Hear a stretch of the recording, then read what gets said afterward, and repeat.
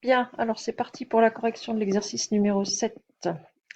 Donc on vous disait que parmi les salariés d'une société, on avait 70% d'employés commerciaux, dont 80% avaient une voiture de fonction, et parmi les non commerciaux, seulement 10% possédaient une voiture de fonction.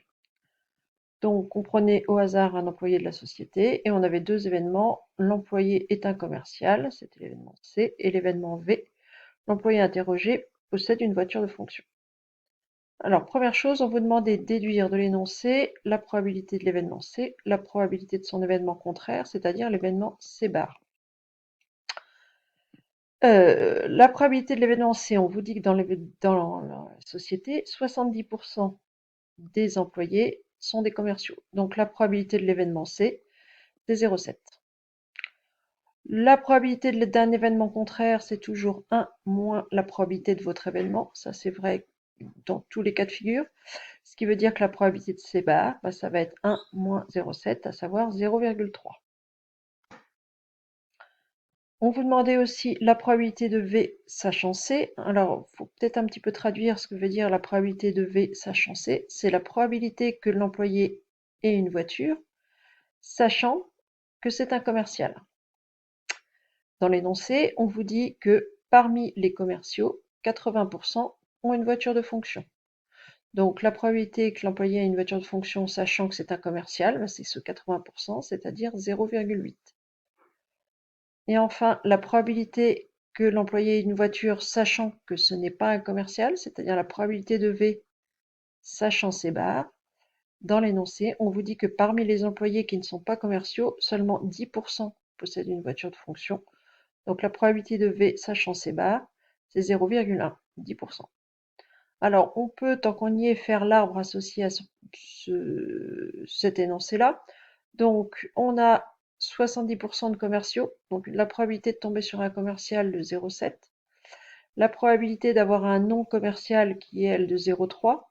On retrouve la propriété commune à toutes les arbres, c'est-à-dire que la somme des probabilités inscrites sur les branches issues d'un même nœud doit toujours valoir 1.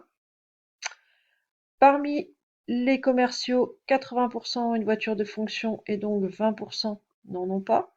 Là encore, 0,2 c'est parce que c'est 1 moins 0,8. Parmi les non commerciaux, 10% ont une voiture et donc 90% n'en ont pas. Donc 0,1 pour la probabilité de V sachant C bar et 0,9 pour la probabilité de V bar sachant C bar. On vous demandait la probabilité de l'événement C inter V. Donc une intersection, je vous rappelle que c'est l'équivalent d'un et en français. Donc l'employé est un commercial et possède une voiture de fonction. Alors, ce qu'on peut dire, l'employé interrogé est un commercial possédant une voiture de fonction. La probabilité, si on se ramène à l'arbre, l'événement C inter V, c'est l'événement qu'on obtient lorsqu'on suit le chemin qui est là. Pour avoir la probabilité d'un chemin, on fait le produit des probabilités qu'on croise. Donc ici, 0,7 fois 0,8. Ce qu'on peut traduire en disant que la probabilité de C inter V, c'est la probabilité de C, 0,7, fois la probabilité de V sachant C, c'est-à-dire fois 0,8, ce qui nous donne une probabilité de 0,56. De la même manière, l'événement C bar inter V, C bar, c'est l'employé n'est pas un commercial, et V, il a une voiture de fonction. Donc l'employé interrogé n'est pas un commercial, mais possède une voiture de fonction. La probabilité, quand on a notre arbre, c'est assez simple. C bar inter V, c'est le chemin qu'on croise ici. Donc C bar inter V. On va calculer cette probabilité en faisant la probabilité de C bar fois la probabilité de V, sachant C bar. Donc ici, ça va faire 0,3 fois 0,1, c'est-à-dire 0,03. Voilà, c'est tout pour celui-là.